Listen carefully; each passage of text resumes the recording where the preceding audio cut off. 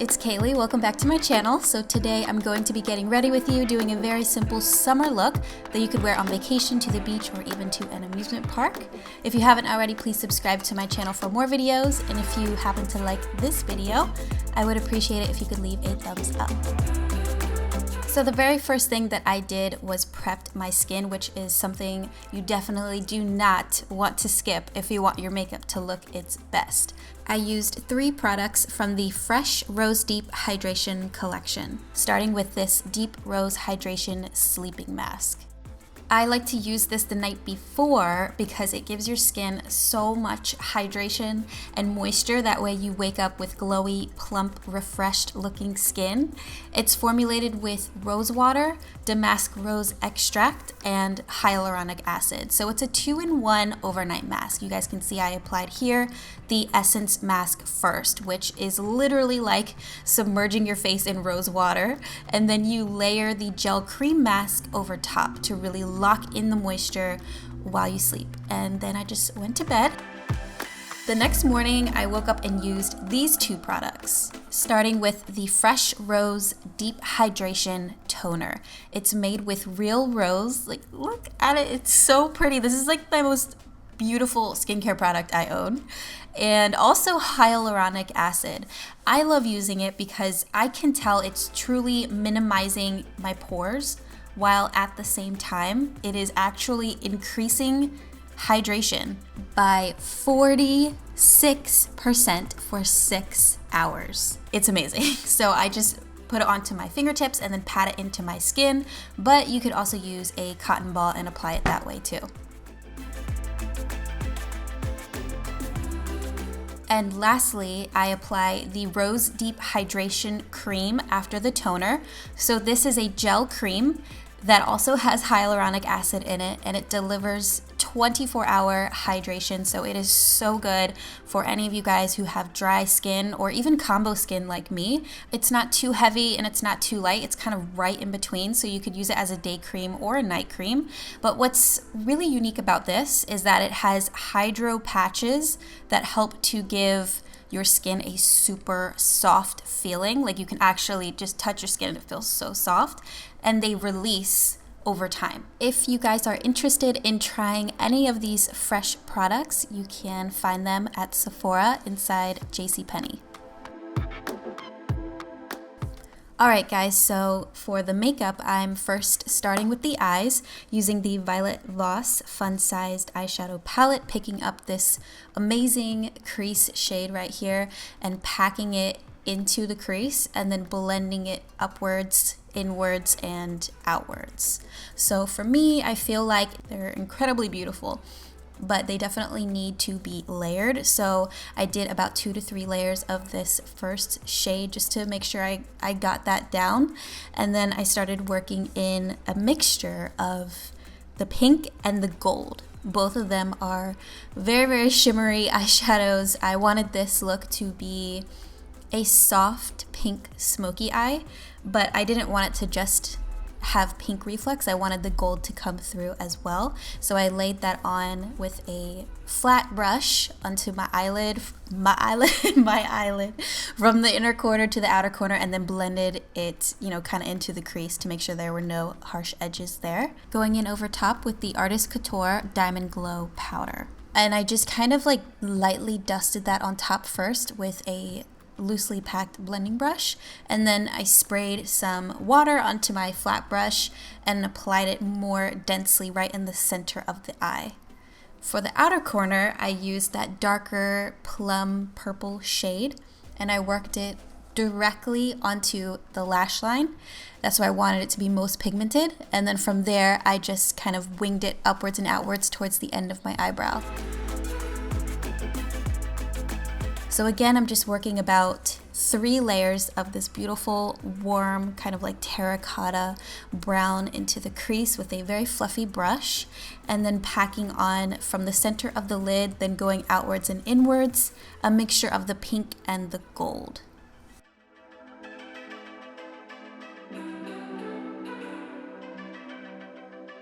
Packing that on in about 2 to 3 layers, and then again running back through the crease just to clean everything up and make sure everything is blending in nicely together.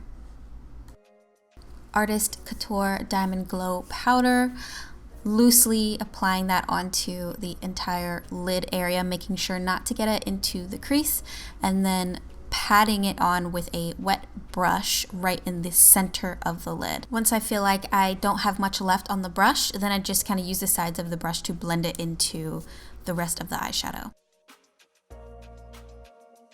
The purple plum in the outer corner, focusing on that lash line, and then blending it out with a smudger brush and making sure that the end of the line isn't too harsh. I wanted it to blend up into the crease. So that's it for the eyeshadows, very simple. Next, I applied Too Faced Better Than Sex mascara to my lashes, and I really made sure to focus on getting this right where the lashes grow along that like tight line area, because I wasn't going to use any eyeliner, but I didn't want that area to be blank. When you do that with your mascara, it helps the falsies that I put on here to mesh in better with your natural lashes. To prime my face, I used the Charlotte Tilbury Wonderglow. This is such a beautiful primer. It gives your skin a crazy illumination, like a lit from within kind of glow. It helps my foundation to stay on longer, and I'm obsessed with it. Then I applied the Clinique Beyond Perfecting Foundation and Concealer in 6.5 Buttermilk to cover any scars, pimples, and redness that I have. I've gotten a few questions about this, the reason like why I don't put it all over my face and just on certain spots, and that's because I feel like this foundation can get very dry and cakey if you put on too much of it, and it's really, really good, honestly, for oily skin. So what I do is I just focus it on my nose where I get most oily, and then I'll only spot treat where it's needed. I wanted to try out this foundation here from IT Cosmetics, the CC Plus Your Skin But Better. This is the oil-free version.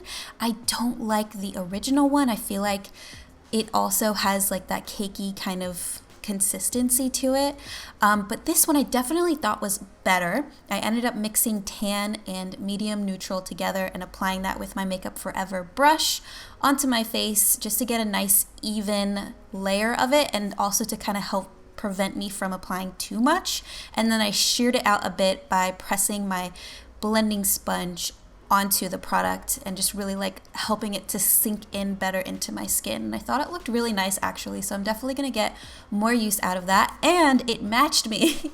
I was like, oh my gosh, it actually matches my tan. The original IT Cosmetics one, I was having an issue finding my shade, but I like this.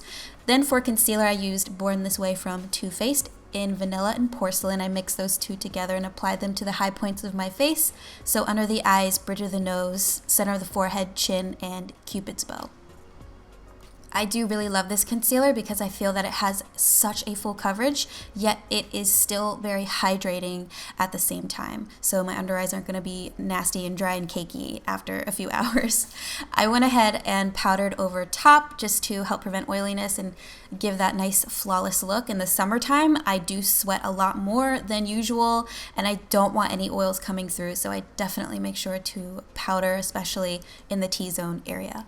And that was the Laura Mercier translucent powder. Here I'm using the Fenty Beauty Matchstick in Mocha and just very lightly applying it to my cheekbones, really sculpting them out, also my forehead, and then I apply it directly to the tip of my nose and sides of my nose. I've just always done this in my makeup tutorials. I feel that it gives a really like crisp, snatched, I don't think I've ever said that before. It gives me a snatched nose doing it that way, and I just blend it in with my blending sponge. And I went through with some additional bronzer here just to help blend in the matchstick a little better and warm up the outer corners of my face. That was Hula from Benefit, and this is Tarte Amazonian Clay in Feisty, the blush. So this one I found like lasts all day, but I feel like it doesn't really come off well on the brush, so I have to apply like so much, but once you get it on there, it is beautiful. And I love that it's matte and it has no shimmer to it, because I was going to go to town with my highlighter here. I mixed two. First used Artist Couture Diamond Glow Powder, and then I went over top with the Becca Shimmering Skin Perfector Pressed Highlighter in Prosecco Pop. Definitely one of my most favorite shades ever. It is intense and I love it. And it's also a nice mixture between you know, kind of like a pinkish gold, and then a straight up gold like this one from Becca. So it kind of matches with the center of the eyes.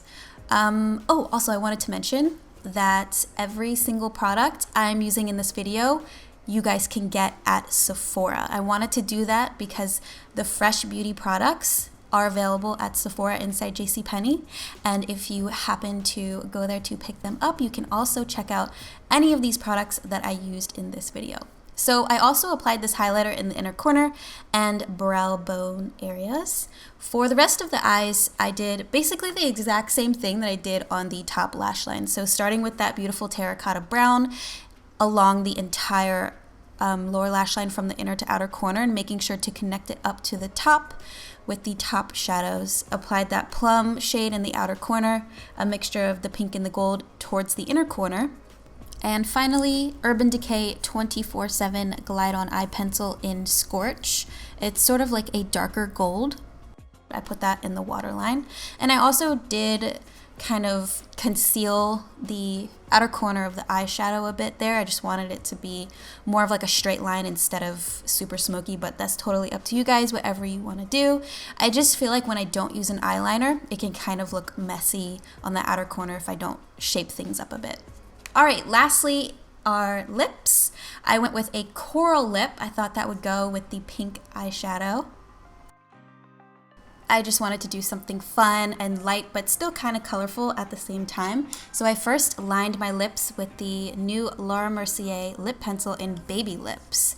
And for this, I lined the outer corners first, and then I completely filled them in. And this is something I always do when I am applying lip products, because it helps the lipstick or whatever you put over top to last so much longer, like even through eating, drinking, talking, anything. I don't know about kissing though, but for most things it definitely lasts. Not that I don't kiss my boyfriend ever. This ended up being a really weird commentary here. For the lipstick, I used the Laura Mercier one in Coral Nude, and over top the Buxom lip gloss in Sandy, the full-on lip polish. Love those lip polishes. Oh my gosh, I have every shade and I'm addicted. I'm actually really addicted to them.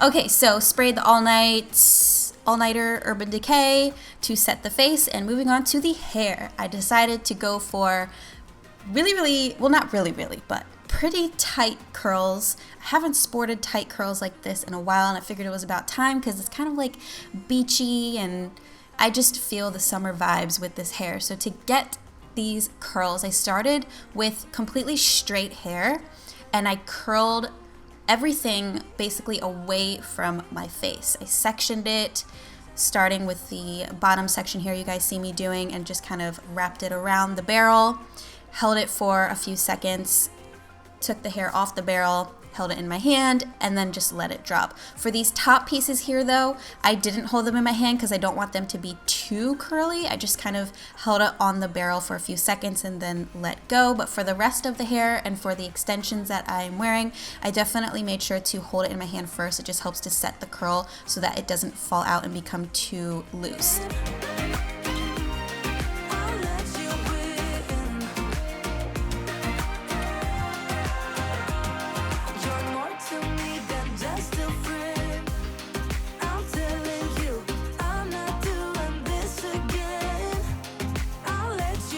Once I was finished, I just brushed through loosely with my fingertips. You can totally brush through the whole thing with an actual brush if you want to kind of loosen up the curls a bit. But I just really like the way that it looked like that. And to get that half updo bun, I just pulled back the hair behind my bangs. So basically only the crown section of hair. I made sure to leave my bangs out and all the hair that's framing my face out. You don't want to pull back too much. This is how I did the bun. I'm going to show you in slow-mo again so you can see it a little bit better. It's kind of hard to describe, but you can see what you can see what I'm doing. Just watch it a few times. I'm basically just doing it really loosely, and it's just super messy. You know, nothing perfect. I accidentally got a hair there. That wasn't supposed to be there.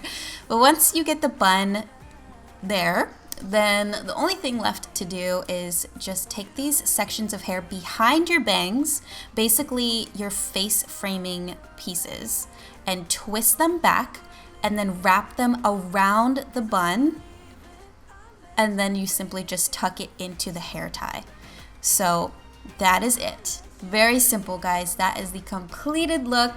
If you like this video, please leave a thumbs up down below. Don't forget to subscribe for more videos, and let me know what you guys want to see next. Thanks for watching, and I'll see you guys next time. Bye! Just don't get enough of me.